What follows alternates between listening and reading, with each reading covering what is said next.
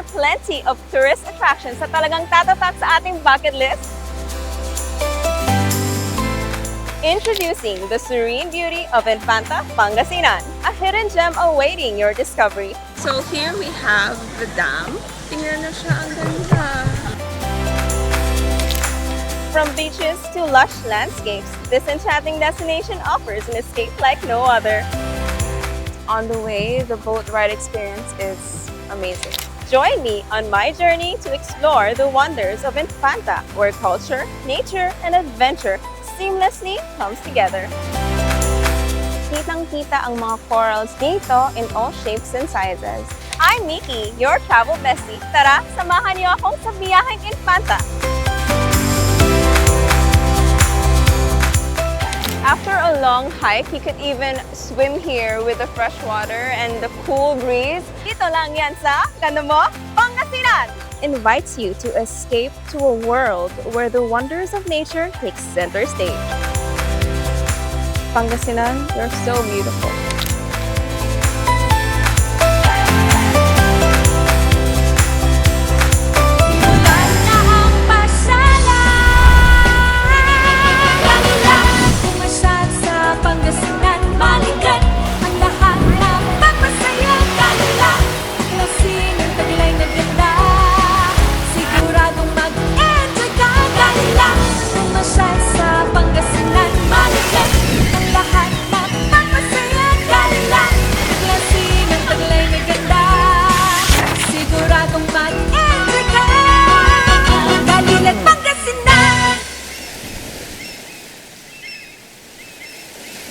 Mula Maynila, hanapin lang sa Cubao Terminal ang mga rutang pa Santa Cruz, Zambales. After ng 5 oras na biyahe, ibaba ka na nito sa town proper ng Santa Cruz. Mag-transfer sa pampasaherong jeep na may rutang pa Infanta. After 15 minutes, nakakarating ka na sa napakagandang bayan ng Infanta. Kung ang gamit nyo naman ay private car, maaari kayong dumaan sa T-Flex at 5 oras na road trip bago makarating ang bayan ng Infanta.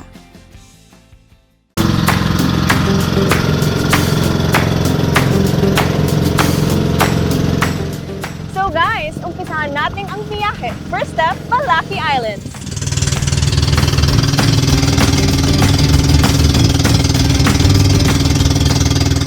We had to ride a boat to get to this island, and on the way, the boat ride experience is amazing.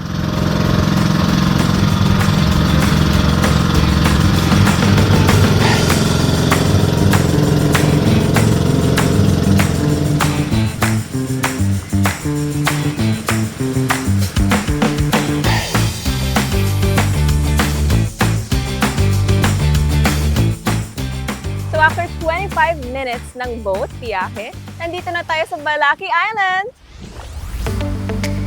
Don't hide your face, yeah. Only dreams and the sky is all I wanted. Just have a kiss, yeah. And my dreams next to you is all I wanted. Rest for time, let's go drive to... Hindi lang ba adventure ang hanap mo, kundi pagtuklas din ng kakaibang yaman?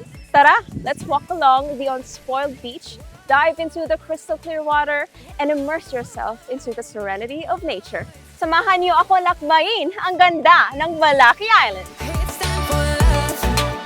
It's time for... Here in Balaki Island, as you can see, the waters are crystal clear.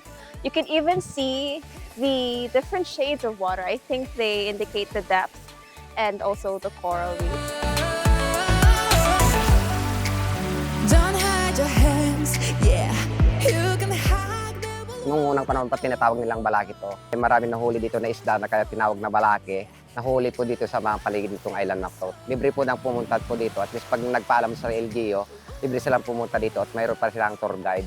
Malinaw po ang paligid nitong Balaki Island. Mayroon kang makikita sa paligid ng Balaki ng mga corals. Yung mga buhangin po dito, malinaw at saka puting-puting siya.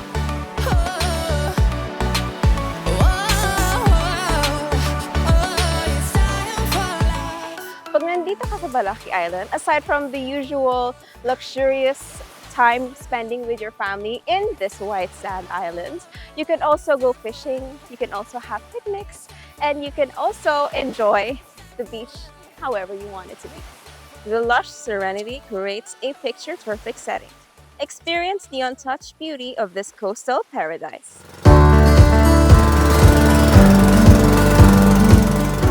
Let's explore Balaki Island's coral reef and its thriving ecosystem.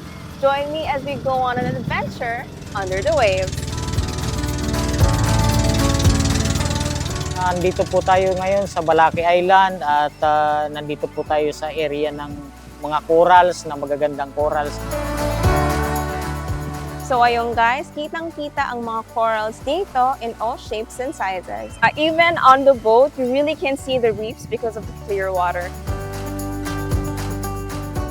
Oh, tingnan mo, ang ganda! Binabantayan po namin ito dahil isa po ito sa atraksyon ng aming bayan. Marami pong dumadayo dito. Ito nga po yung corals namin, ang isa sa dinadive nila at tinitignan nila kasi magaganda po yung corals namin dito. Pinipreserve po ito namin sa mga susunod na henerasyon.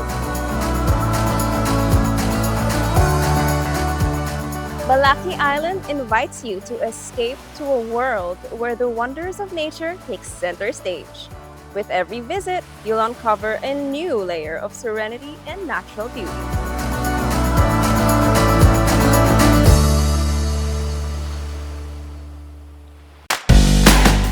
Tuloy-tuloy na natin ang ating island hopping. So, tara!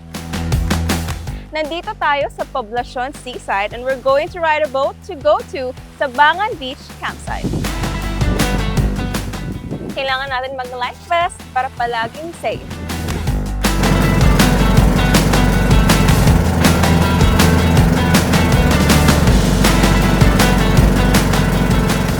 And on our way, makakalapit ang Sabangan Beach Campsite, Mangrove Farm, and Nayom River.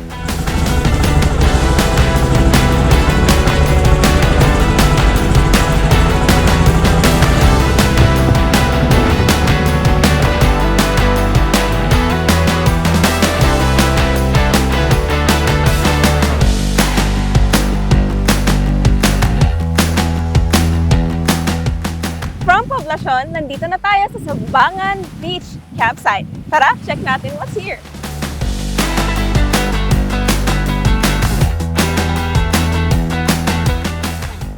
Kilala po ang Sabangan bilang tourist spot. Ang ino-offer po ng Sabangan activities po ma'am is ATV, rides, swimming. Pwede naman po silang mag-camping dito, overnight, picnic. Dito sa amin, kasi dito sa baryo na yun, sa Sabangan, malinis, fresh yung hangin dito. Pwede kami manlambat-lambat, yan. Halos pa, linggo-linggo dito kami. Welcome to a thrill seeker's paradise where the sun, sand, and adrenaline all come together for an adventure of a lifetime. But what makes this island special? It's the roar of the ATV. This is my first time driving a ATV. Usually the ones I drive are yung mga bump car lang or yung mga maliliit na ATV. So a legit one right here. Come on, let's try. Ay! Off na.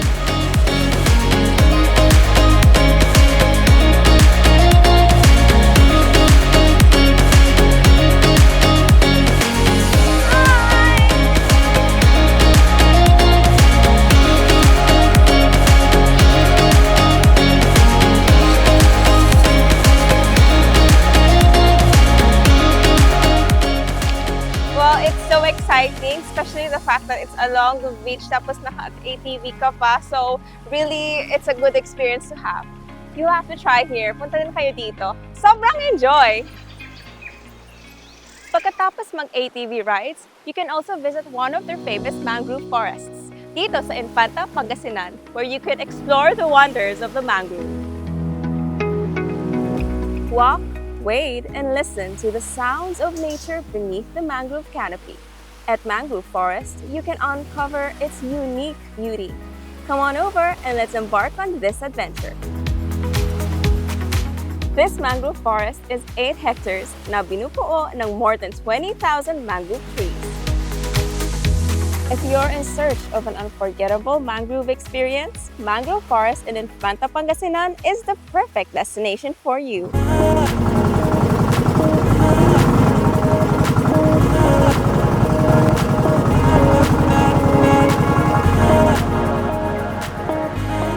Ang Nayom River ay may habang 15 kilometers. Pumapagitna ito sa bayan ng Infanta, Pangasinan at Santa Cruz, Zambales. Super interesting na ganito kalapit yung boundary and it's just a river.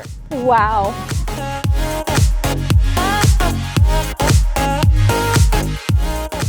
Asahan na sa mga susunod na taon, ang Nayom River na ito ay makakaroon ng river cruise at floating cottages na kung saan pwede mag-picnic at salo-salo ang mga bibisita.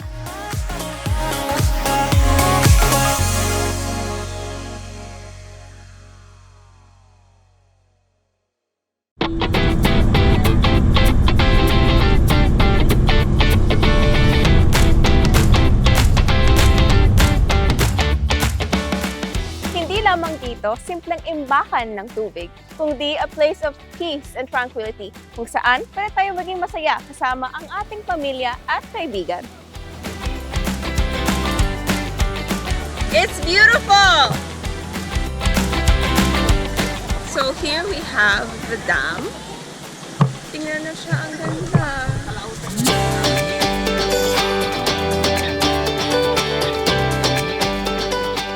Ang haba nito 15 kilometers. Kasi ang ano nito, ang labasan po sa Nayom River. Dinadayo ng mga taga-ibang bayan, gano'n. Madalas po kaming tumatambay dito ng mga kaibigan ko, family and friends. Napaka-refreshing po ng water dito. Naglalaro po kami dito, ganon. Tapos nagka-camping po with family and friends. And picnic din po. Dito po matagpo nyo po yung mga dam namin na talagang sobrang linaw at saka sobrang lamig. At saka yung mga view po namin dito po talagang makikita nyo po kung gaano kaganda po ang San Felipe River namin dito sa Barangay Bagbag. Kasi po maganda po yung paliguan, tapos malinis po, tsaka maaliwalas din.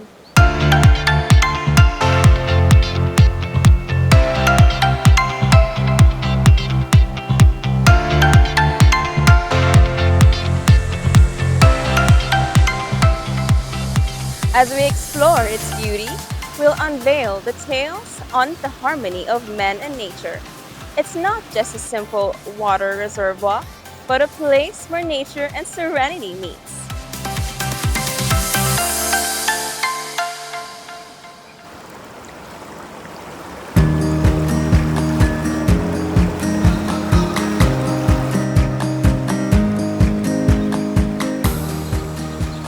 It's so nice to immerse your feet on this water, especially sa mga rocks. Parang naka-massage yung paa. With its vast expanse of sparkling water and the embrace of surrounding trees and flowers, it's an inspiring place to witness the beauty of the natural world. Sawang Dam is a captivating sight to behold.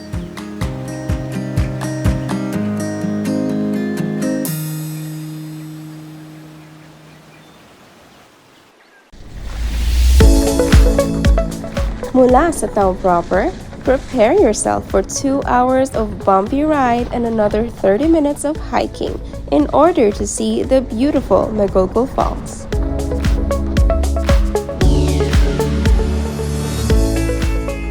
Mula sa Barangay Hall ng Pita, it took us an hour to come here and another 30 minutes of hiking to go to Magogol Falls. Let's hike and start the adventure. Sa mga mahilig mag-adventure, perfect talaga tong Magogol Falls kasi every step of the way you're facing challenges. Literal.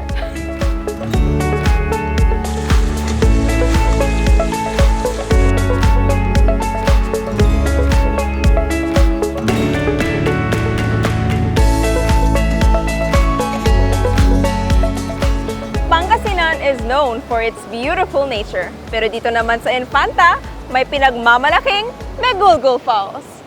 Join me on this journey to witness the wonders of nature in Infanta, where Magogol Falls and these extraordinary rocks captivate your senses. Welcome to the enchanting world of Magogol Falls and the unique rock formations.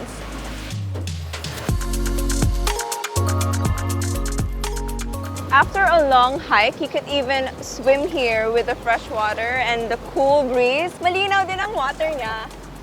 Ang tubig na nanggagaling sa Magulgul Falls ay tumadaloy patungong Mabini at Agno, Pangasinan. Ito po galing po sa pinakamataas na parte dito sa amin. Sa lahat po ng mga gustong pumunta, magpaalam muna sa barangay para alam namin kung safe sila na pumupunta dito. Kaya lahat po ng gustong pumunta sa aming Magulgul Falls, medyo mahirap pero sulit naman pagkadating.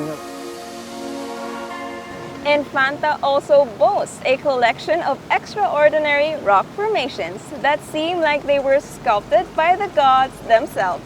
These massive rock structures were nature's raw artistry at its finest.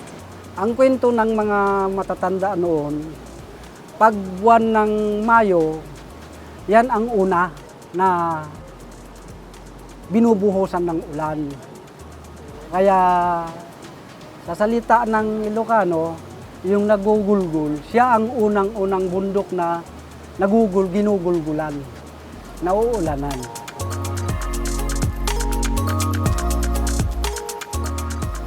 Pangasinan has a lot of tourist spots. However, they truly have hidden gems all over the place.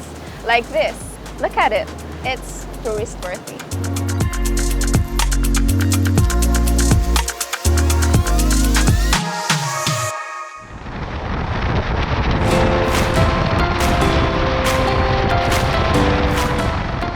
On our way to the town, from Magulgul Falls, still here in Barangay Pita, we can see the beautiful view of Infanta and their one and only Walaki Island. Ang ganda lang view.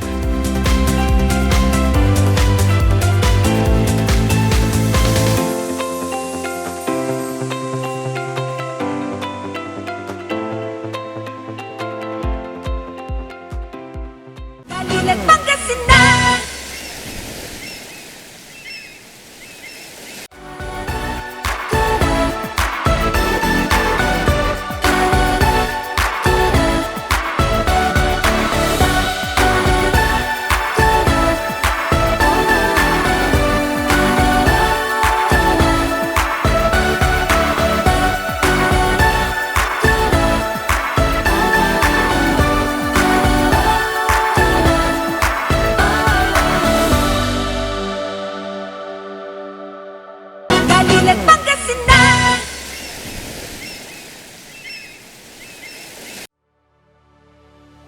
May plan ang ating tourism council na mag-develop ng mga tourism activities dito sa Infanta. As of now, mayroon kaming ginagawang zip line doon sa Mount Bayante. Magpo-focus siguro kami dito sa Highland Tourism Development, Bayang Infanta. Sa mga gustong bumisita dito sa Infanta, siguro dito nila makikita yung finery ng salt making dito sa probinsya ng Pangasinan. Napakaswerte ng Infanta kasi dito mayroon kaming dagat, mayroon kaming ilog, mayroon kaming kabundukan. So, kumpleto kami dito. Pagdating naman sa ating mga citizen, sa tingin ko ang taga-Infanta ay hospitable at very friendly. Let's do it! Welcome to Hacienda, Kinicho Integrated Farms, where the ordinary farm experience is left behind. Hindi itong nakasanayan yung farm experience dahil may iba-ibang activities dito. Get ready to explore, experience, and be captivated. Hacienda Kinicho Integrated Farms is more than just a farm. It is your gateway to a unique escape. Hindi tulad ng mga kinalakihan mong bukid, dito makikilala mo ang iba't ibang karanasan na puno ng kagandahan, katulad ng camping experience, picnic, and enjoy their farm-to-food table. Sa 8 hectares farms na ito, isang malupit na paglalakbay ang nag-aabang sa iyo. Yung mga taga-Infanta na gusto makaranas ng farm vibes, pwede kayo pumunta dito, 1 minute only from town, and the best part, it's for free! Get up close and personal with their fruit-bearing trees, poultry farm, and majestic scenery. Inicho Farm isn't just a farm, it's a living slice of provincial life. Tara, check natin mga fruit-bearing trees. Dito sa Hacienda Quiricho Integrated Farms, marami silang fruit-bearing trees, katulad ng lemon tree dito and other trees as well. Hindi kami makapasok talaga noon dito kasi talagang bush talaga ito. Kaya nag-hire kami ng mga magtatabas talaga ng mga puno, yung mga hindi magagandang mga puno. Tapos pinalitan namin ng mga fruit-bearing trees. Like yung mga nawawala na, yung mga inaakyat namin pala, namin noong bata kami, yun ang itinatanim namin ngayon. Madami na kasi kaming naitanim dito ng mga fruits eh. Kaya pag season yung mga fruit na yan, nag-i-invite kami para mag-pick sila. In development from a barangay, hindi poblasyon, kami lang ang pinakamalaking lugar dito sa poblasyon, which is already a farm. Naging learning site for agriculture kami in 2021. Ginawa namin integrated farm. Kaya nang yung pangalan Hacienda Quiricho Integrated Farm. Yung technology that we learn sa Japan is ina-transfer namin dito sa community namin.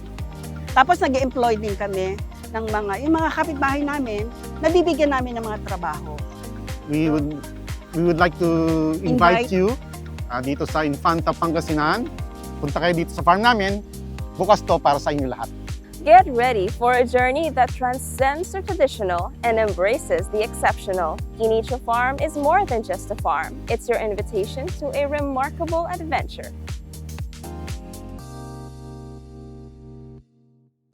Pangasinan!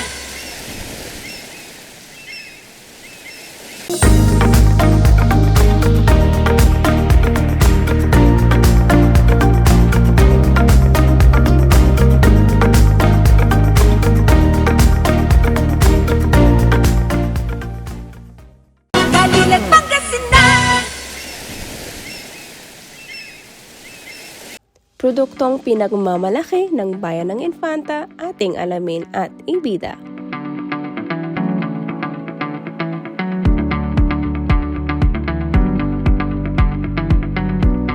Malagkit powder, mamasahin mo po siya ng tubig, then may asukal. Tapos pag namasa mo na po yung nakuha mo na yung texture, pwede mo na po siyang lagyan ng palaman na ubi at saka yema doon sa loob. Then pag ilagay mo na po yon at na-roll mo na po siya na parang ganyan, pwede mo na po siyang iluto. Patutoy is made of glutinous rice with yema and ube as its filling na nakarap sa banana leaf. At yun po, pagkagawa, pwede na po siyang kainin agad. LGU attack!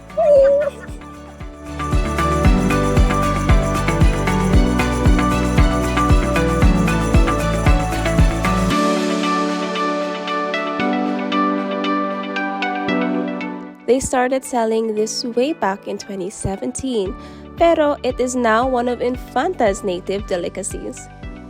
Yung sa sizes po ng bilao namin, yung extra small namin is 200, then sunod po yung 250, 300, 400, yung medium, 500. Tapos yung large po is 700, and then yung extra large po, mayroon pa po kaming mas malaki dyan, is 1,000 po.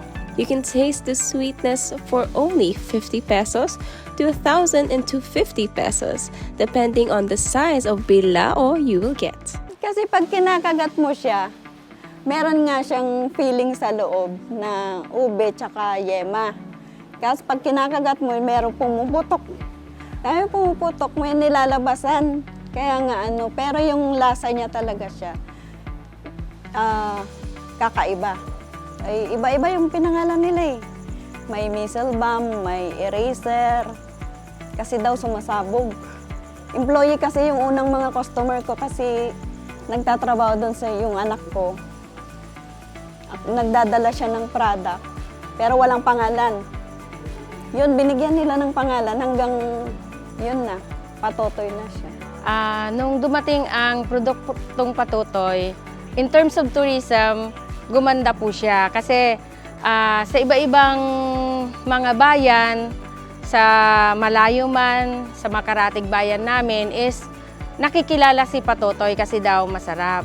So maraming order na dumarating sa mga gumagawa ng patutoy namin dito sa Infanta. Papaano namin maimamarket si patutoy? Kasi as of now, marami na talagang tumatangkilik. Marami na rin nag-o-order. Karamihan sa mga empleyado, pag pupunta kami sa probinsya, pag nakita kami, lagi nilang sinasabi, "Oy, patutoy, pa-order kami." Ganon po yung nangyayari. Kaya pinag-iisipan ng local government po namin na magkakaroon ng dry run para sa Patutoy Festival. Masarap ang patutoy dito sa Infanta!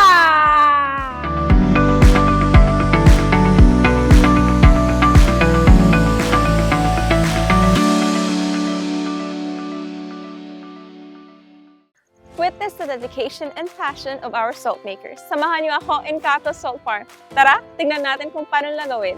Una, yung balara, ilagay muna doon sa tunawan. Tapos, lalagyan ng tubig na galing sa dagat. Tapos yun, dadaan sa filter.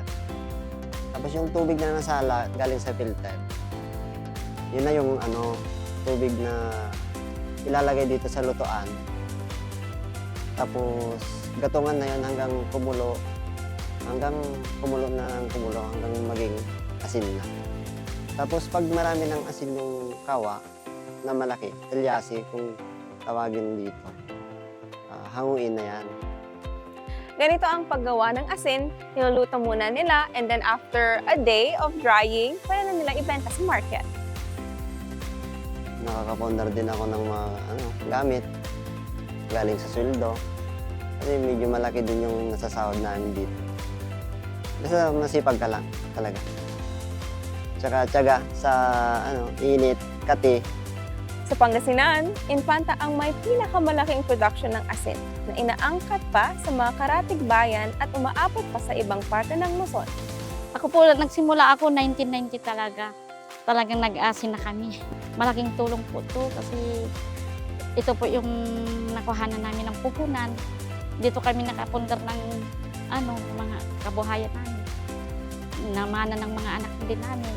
Minimintit po namin talaga siya. Hindi namin pinapabayaan, kundi talagang dire-diretso kaming nagluluto ng asin. Kaya dire-diretso ang pag-aano namin sa asin kasi dito kami talagang malaki ang kita namin sa asinan.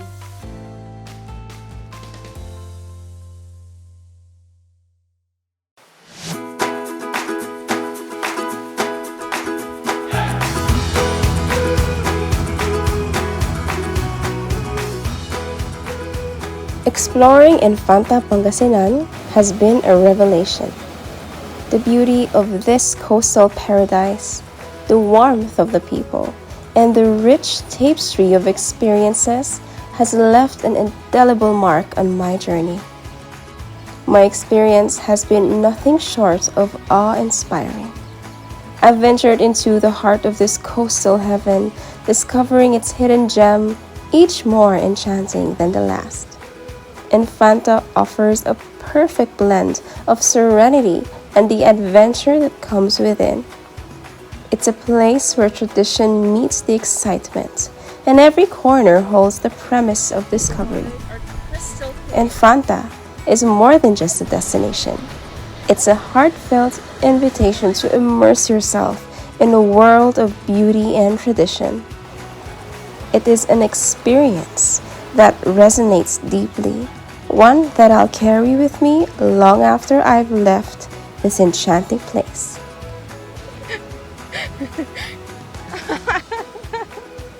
Nabighani mo ako sa inyong natatanging ganda. Hanggang sa muli natin pagkikita, mahal kong Infanta.